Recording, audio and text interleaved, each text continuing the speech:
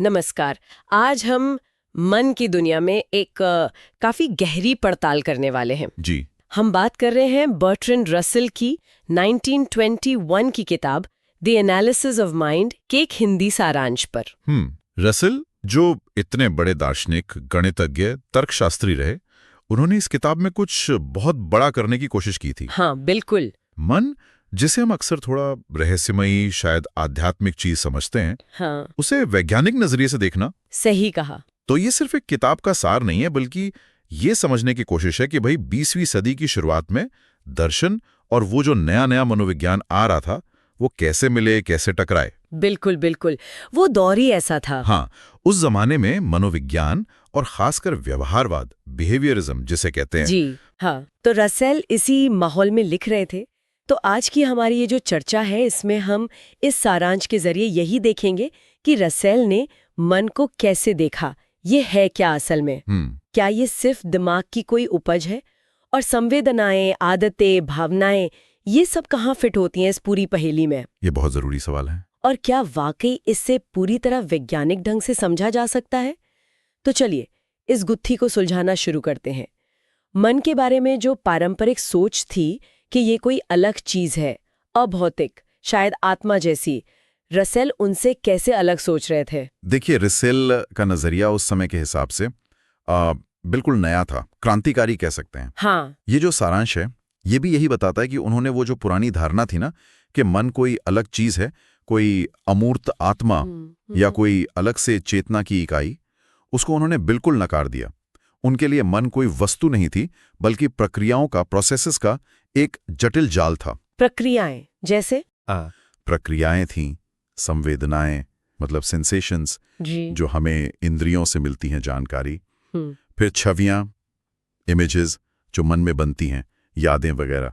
अच्छा। और आदतें, हैबिट्स। हाँ, ये तीनों मिलकर एक तरह से मन का ताना बाना बुनते हैं। ये सोच उस पारंपरिक दर्शन से तो बहुत अलग थी, जो मन और शरीर को अक्सर दो अलग दुनियाओं की तरह देखता था। अच्छा, तो मतलब मन कोई ऐसी रहस्यमयी चीज नहीं है जो कहीं बैठी है, बल्कि ये लगातार चलने वाली क्रियाओं का एक समूह है। हाँ, बिल्कुल। जैसे सारांश में वो भूख का उदाहरण था। जी भूख लगना कोई अंदर से आई रहस्यमयी इच्छा नहीं, जी, बल्कि शरीर की जरूरत से पैदा हुई एक संवेदना है, सही। और वो हमें व्यवहार करने पर मजबूर करती है, जैसे खाना ढूंढना। तो ये जो मानसिक घटनाएं हैं, ये असल में शारीरिक प्रक्रियाओं से ही जुड़ी हुई हैं। बिल्कुल। रसेल के लिए मन प्राकृतिक दुनिया का ही एक हिस्सा था। जी उसे वैज्ञानिक तरीकों से समझा जा सकता है, जी। ठीक वैसे ही जैसे हम पाचन या सांस लेने को समझते हैं। कोई छुपा हुआ अलौकिक तत्व नहीं। और दिलचस्प बात यह है, जैसा आपने कहा, कि ये सारा अंश रसेल के इस विचार को भारतीय योग दर्शन की चित्तवृत्तियों से जोड़ता है। हाँ, वो मन की अवस्थाएं या गतिविधियां। जी। योग भी तो मन को स्थिर करने, उसकी गतिविधियों को समझने पर जोर देता है। हालांकि ये ध्यान रखना जरूरी है कि रसेल का नजरिया पूरी तरह भौतिकवादी था। अच्छा। जबकि योग में चेतना की अवधारणा शायद ज्यादा गहरी और आध्यात्मिक भी हो सकती है। पर ये बात तो समान है कि दोनों ही मन को स्थिर नहीं मानते, उसे प्रक्रियाओं का एक प्रवाह मानते हैं। ये समानता गौर करने लायक है। ये सोचने वाली बात है। अगर मन प्रक्रियाओं का समूह है, तो हमारी आदतें, जिन्हें हम अक्सर अपनी बाहरी क्रियाएं समझते हैं, क्या वो भी हमारे मन का ही हिस्सा हुई फिर? ये विचार कि आदतें सिर्फ व्यवहार नहीं, बल्कि मन की संरचना का हिस्सा है, ये थोड़ा चौंकाता है। इस पर आगे बात करेंगे। इस पर और बात करेंगे, लेकिन पहले जरा संवेदनाओं और चेतना पर आते हैं। सारांश कहता है कि रसेल के हिसाब से हमारा सारा मानसिक अनुभव शुरू होता है संवेदनाओं से। देखना, सुनना, छूना, सूंघना, चखना। बिल्कुल। लेकिन ये कच्ची संवेदनाएं चेतना या जागरूकता कैसे बन जाती हैं? क्या कोई देखने वाला है अंदर जो इन संवेदनाओं को अनुभव करता है? यहीं पर रसेल पारंपरिक सोच से फिर अलग हो जाते हैं। उनका मानना था कि ये संवेदनाएं ही हैं मानसिक जीवन की ईंटें। अच्छा, ईंटें। हाँ, चेतना यानी कॉन्शियसनेस कोई अलग चीज नहीं है जो इन संवेदनाओं को देखती है या अनुभव करती है, बल्कि चेतना इन संवेदनाओं के एक खास तरह से संगठित होने, एक पैटर्न बनाने का ही नतीजा है। पैटर्न कैसे? जैसे मान लीजिए एक ऑर्केस्ट्रा है, अलग अलग साज बज रहे हैं, उनकी ध्वनियां हैं। जब वो एक खास तरीके से मिलती हैं, संगठित होती हैं, तो एक धुन बनती है। हाँ। वैसे विभिन्न संवेदनाएं और छवियां जब एक पैटर्न में संगठित होती हैं तो चेतना का अनुभव होता है। वो संगठन ही चेतना है, कोई अलग से देखने वाला नहीं है। देखने की प्रक्रिया और उसका पैटर्न वही अनुभव है। तो जैसे किसी गुलाब की खुशबू का अनुभव, वो सिर्फ नाक में कुछ अणु जाना नहीं है। नहीं, वो संवेदना हमारे दिमाग में दूसरी संवेदनाओं से, शायद गुलाब के रंग की छवि से या किसी पुरानी याद से जुड़ती है, और ये पूरा पैटर्न ही वो खुशबू का अनुभव है। बिल्कुल सही, वही चेतना है उस क्षण की। और देखिए, सारांश इसे प्राणायाम से जोड़ता है। हाँ, सांस पर ध्यान देना। जी, हम अपनी सांस पर ध्यान लगाते हैं, यानी सांस के आने जाने की संवेदना पर। यह भी दिखाता है कि चेतना कैसे सीधे सीधे संवेदी अनुभव से जुड़ी है। उसे संगठित करने का एक तरीका है। तो क्या ध्यान लगाना एक तरह से इन संवेदनाओं के पैटर्न को कंट्रोल करने की कोशिश है? हाँ, कह सकते हैं, एक तरह से हाँ। ध्यान में हम करते क्या हैं? कुछ संवेदनाओं को प्राथमिकता देते हैं, बाकियों को पीछे धकेलते हैं। रसल के अनुसार हमारी चेतना, हमारा ध्यान, ये सब हमारी इंद्रियों से मिलने वाली जानकारी और हमारे दिमाग में वो जानकारी कैसे व्यवस्थित हो रही है, उसी पर निर्भर करता है। जब हम किसी चीज पर ध्यान देते हैं तो हम उससे जुड़ी संवेदनाओं और छवियों के समूह को, उस पैटर्न को सक्रिय कर रहे होते हैं। चेतना बस इन संवेदनाओं की व्यवस्था है, उनका एकीकरण। अच्छा, अब वापस आदतों पर आते हैं, क्योंकि ये विचार कि आदतें मन को आकार देती हैं, ये मुझे हमेशा से बहुत दिलचस्प लगा है। ये सिर्फ दोहराई जाने वाली क्रियाएं कैसे नहीं है, ये मन को ढालती कैसे हैं? रसल के लिए आदतें सिर्फ शारीरिक क्रियाओं का दोहराव नहीं थी, वो मानसिक भी थी। देखिए, जब हम कोई काम बार बार करते हैं या एक ही तरह से सोचते हैं, हाँ, तो हमारे मस्तिष्क में उसके रास्ते बन जाते हैं। वो जो कहते हैं ना, न्यूरल पाथवेस। जी जी। ये रास्ते उस विचार या क्रिया को भविष्य में करना और आसान बना देते हैं। तो इस तरह आदतें हमारी सोच, हमारी प्रतिक्रियाएं, यहाँ तक कि हम चीज़ों को कैसे देखते हैं, हमारी धारणाओं को भी प्रभावित करती हैं। वो हमारी मानसिक मशीनरी का हिस्सा बन जाती हैं। जैसे सारांश में वो रोजाना पढ़ने का उदाहरण था। हाँ, बहुत अच्छा उदाहरण है। लगातार पढ़ने से सिर्फ जानकारी नहीं मिलती, बल्कि विश्लेषण करने की, तर्क करने की एक मानसिक आदत बन जाती है। वो हमारे सोचने के तरीके को ही बदल देता है। बिल्कुल। और सारांश ने इसे भारत में साधना या दिनचर्या के महत्व से भी जोड़ा। जी। चाहे रोज सुबह उठकर ध्यान करना हो या कोई कला सीखना हो, वो जो अनुशासित अभ्यास है वो हमारे मानसिक पैटर्न को सच में बदल सकता है। ये सिर्फ इच्छा शक्ति का मामला नहीं लगता, ये मन को प्रशिक्षित करने जैसा है। बिल्कुल सही कहा आपने, ये ट्रेनिंग है। और यहाँ एक और दिलचस्प बात है, आदतें सिर्फ व्यवहार को ऑटो नहीं बनाती, वे चेतना को भी प्रभावित कर सकती हैं।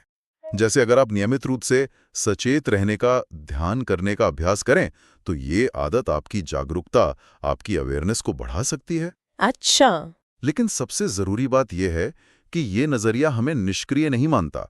मतलब अगर आदतें मन को आकार देती हैं, तो हम नई आदतें डालकर या पुरानी आदतों को बदलकर जानबूझकर अपने मन को प्रभावित कर सकते हैं। हाँ, ये बहुत पॉजिटिव बात है। जी, हम अपने व्यवहार के जरिए अपने मानसिक परिदृश्य को बदल सकते हैं। ये मन को कोई स्थिर चीज नहीं, बल्कि एक लचीली, अनुकूलनीय प्रणाली की तरह देखता है। लेकिन इसमें एक सवाल मेरे मन में आ रहा है, अगर आदतें हमें इतना कंट्रोल करती हैं, तो क्या ये हमारी स्वतंत्र इच्छा, फ्री विल जिसे कहते हैं, उसे कम नहीं करती? रसल ने इस बारे में कुछ कहा। ये एक गहरा सवाल है। रसल का नजरिया यहाँ थोड़ा पेचीदा है। वो यकीनन मानते थे कि हमारी आदतें और हमारे पिछले अनुभव हमारे आज के फैसलों पर बहुत असर डालते हैं। हाँ, वो तो है। तो वो जो एक एकदम स्वतंत्र इच्छा होती है ना, जो किसी भी कारण से प्रभावित ना हो, वो शायद उनके भौतिकवादी ढांचे में पूरी तरह फिट नहीं बैठती। लेकिन इसका मतलब ये नहीं कि हम पूरी तरह अपनी आदतों के गुलाम हैं। अच्छा। हमारे पास चेतना है, तर्क करने की क्षमता है, नई जानकारी हासिल करने की क्षमता है। ये चीजें हमें अपनी आदतों पर सोचने और उन्हें बदलने का मौका देती हैं। तो स्वतंत्रता शायद पूरी तरह निरपेक्ष ना होकर अपनी प्रवृत्तियों को समझने और उन्हें बदलने की क्षमता में ही है। ठीक है, ये समझ आता है। अब भावनाओं और इच्छाओं की बात करते हैं, इमोशंस और डिजायर्स। ये तो मन के बहुत अहम हिस्से हैं। रसल के इस ढांचे में ये कहाँ फिट होते हैं? क्या ये संवेदनाओं और आदतों से अलग हैं? इन्हें भी मन का ही हिस्सा मानते थे, बिल्कुल, लेकिन उन्हें वो अमूर्त मानसिक अवस्थाओं की तरह नहीं देखते थे, बल्कि उन्हें शारीरिक प्रतिक्रियाओं और संवेदनाओं से जुड़ा हुआ देखते थे, अविभाज्य रूप से। शारीरिक प्रतिक्रियाओं से? हाँ, सारांश में डर का उदाहरण था, वो बहुत अच्छा है। हाँ। डर सिर्फ एक महसूस होने वाली चीज नहीं है, ये एक शारीरिक प्रतिक्रिया है। दिल तेजी से धड़कना, मांसपेशियों में तनाव आना, एड्रेनलिन का निकलना, ये शारीरिक बदलाव ही डर के अनुभव का हिस्सा हैं और यही हमें व्यवहार के लिए प्रेरित करते हैं, लड़ो या भागो।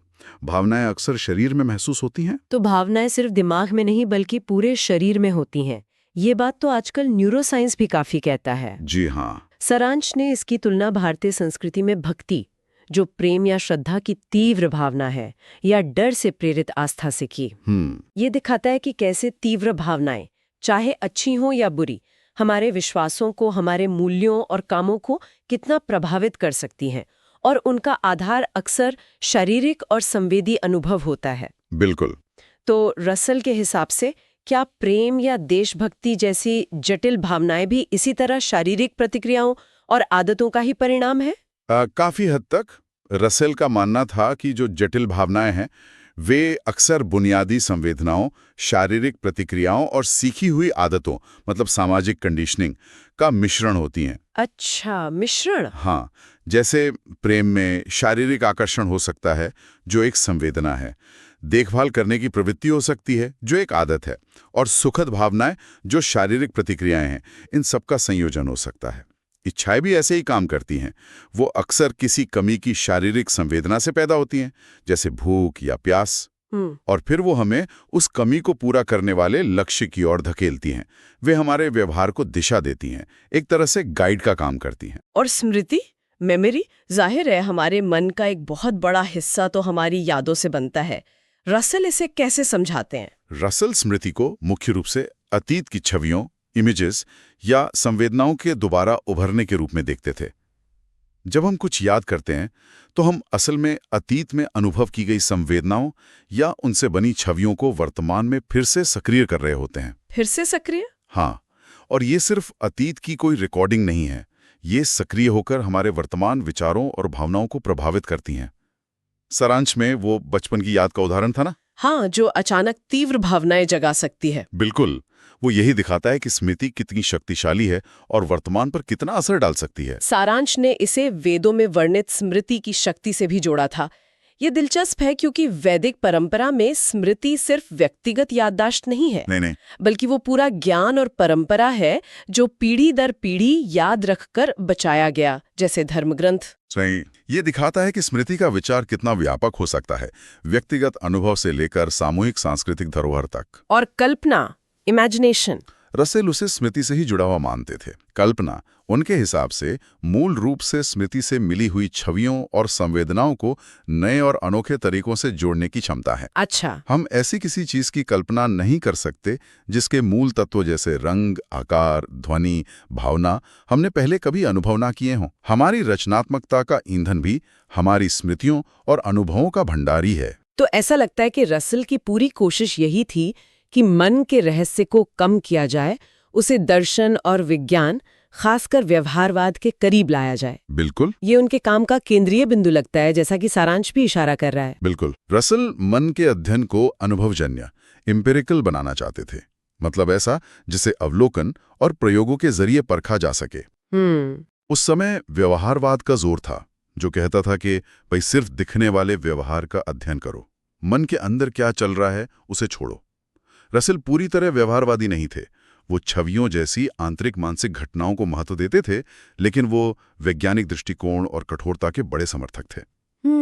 सारांश में वो जानवरों के व्यवहार का अध्ययन करके मानव मन को समझने का उदाहरण है ना। हाँ। वो इसी ओर इशारा करता है कि अगर जानवरों के सरल व्यवहार को हम उत्तेजना प्रतिक्रिया, स्टिमुलस रिस्पॉन्स के रूप में समझ सकते हैं, तो शायद मानव मन के कुछ पहलू भी इसी तरह समझे जा सकते हैं। और सारांश में आयुर्वेद में व्यवहार विश्लेषण का जिक्र भी था। जी, वो भी एक तरह का अवलोकन आधारित दृष्टिकोण ही है, जहाँ व्यक्ति की प्रकृति, वात, पित्त, कफ के आधार पर उसके शारीरिक और मानसिक रुझानों का अनुमान लगाया जाता है। सही। हालांकि उसके आधार और लक्ष्य रसेल के विज्ञान से अलग हैं, पर दोनों में व्यवहार और शारीरिक लक्षणों को समझने की कोशिश तो दिखती है। हाँ, मुख्य संदेश यही है कि मन को सिर्फ आत्मनिरीक्षण, इंट्रोस्पेक्शन या दार्शनिक अटकलों से नहीं समझा जा सकता। उसे वैज्ञानिक लेंस से देखना जरूरी है। रसेल मन के अध्ययन को दर्शन के धुंधले दायरे से निकालकर विज्ञान की प्रयोगशाला की रोशनी में लाना चाहते थे, भले ही वो प्रयोगशाला बाहरी व्यवहार का अवलोकन हो या आंतरिक अनुभवों का विश्लेषण। संक्षेप में ये किताब किन विचारों से प्रेरित थी? सारांश इसके स्रोत के बारे में क्या बताता है? सारांश साफ बताता है कि रसेल 20वीं सदी के शुरुआती मनोवैज्ञानिक और दार्शनिक माहौल से गहरे प्रभावित थे। व्यवहारवाद, खासकर जॉन वॉटसन का काम एक बड़ा प्रभाव था। साथ ही विलियम जेम्स जैसे दार्शनिक जिन्होंने चेतना की धारा, स्ट्रीम ऑफ कॉन्शियसनेस और अनुभव की प्रकृति पर लिखा, उनका भी असर था। रसेल उस बौद्धिक बहस के ठीक बीच में थे, जहां दर्शन, तर्कशास्त्र और वो जो नया मनोविज्ञान उभर रहा था, वो एक दूसरे से बात कर रहे थे, टकरा रहे थे। तो अब इन सब बातों को समेटते हुए और खासकर उन भारतीय संदर्भों को ध्यान में रखते हुए जिनका जिक्र सारांश में बार बार आया, योग, ध्यान, आयुर्वेद, वेद, इनकी क्या प्रासंगिकता है रसेल के विचारों को समझने में? क्या ये सिर्फ एक सतही तुलना है? ये एक बहुत महत्वपूर्ण सवाल है। देखिए, सारांश इन भारतीय परंपराओं का जिक्र करके एक तरह का पुल बनाने की कोशिश करता है। पुल? हाँ, रसेल के विचार पश्चिमी दर्शन और विज्ञान की उपज हैं, लेकिन मन और चेतना जैसे विषय तो सार्वभौमिक हैं, है ना? बिल्कुल। योग और ध्यान जैसी प्रथाएं हजारों सालों से मन को साधने, उसकी प्रकृति को समझने पर केंद्रित रही हैं। आयुर्वेद मन शरीर के गहरे संबंध को देखता है। तो जब सारांश रसेल के विचारों को, जैसे मन प्रक्रियाओं का समूह है या आदतें मन को ढालती हैं, योग की चित्त वृत्तियों या साधना से जोड़ता है, तो वो इन पश्चिमी अवधारणाओं को एक ऐसे सांस्कृतिक संदर्भ में रखता है जिससे भारतीय पाठक शायद ज्यादा जुड़ाव महसूस कर सकें। हाँ, ये हो सकता है। अब ये सतही तुलना हो सकती है अगर हम बहुत दार्शनिक बारीकियों में जाएं, जैसे आत्मा या अंतिम सत्य की अवधारणाएं, वो अलग हो सकती हैं, लेकिन मन शरीर संबंध, ध्यान का महत्व और अभ्यास से मानसिक स्थिति बदलने की संभावना, इन स्तरों पर यकीनन एक संवाद या एक गूंज सुनाई देती है। ये दिखाता है कि मन को समझने की खोज अलग अलग संस्कृतियों में अलग अलग रास्तों से हुई है और उनमें कुछ साझा जमीन भी मिल सकती है। तो कुल मिलाकर देखें तो बर्ट्रैंड रसेल की द एनालिसिस ऑफ माइंड, जैसा कि सारांश से उभर कर आता है, वो मन को एक रहस्यमय अलग इकाई नहीं मानती, नहीं, बल्कि संवेदनाओं, छवियों, आदतों, भावनाओं का एक जटिल, गतिशील, आपस में जुड़ा हुआ जाल मानती है। बिल्कुल। और ये सब हमारे भौतिक शरीर और हमारे देखे जा सकने वाले व्यवहार से गहराई से जुड़ा है।